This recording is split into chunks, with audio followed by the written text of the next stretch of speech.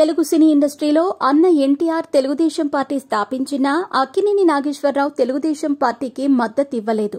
మరోవైపు ఏఎన్నార్కు కాంగ్రెస్ పార్టీ నేతలతో మంచి సత్సంబంధాలే మెయింటైన్ చేస్తూ వచ్చారు.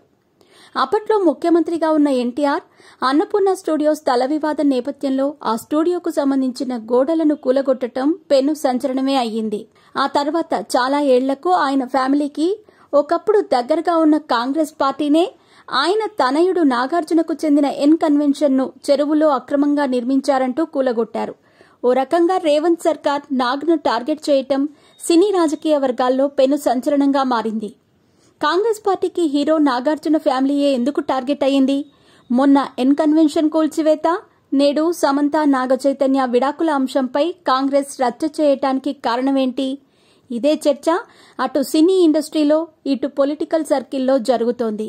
కాంగ్రెస్ అధికారంలోకి వచ్చినప్పటి నుంచి టాలీవుడ్లో అక్కినేని ఫ్యామిలీని తప్ప మరెవరినీ టార్గెట్ చేసినట్లు కనిపించటం లేదు.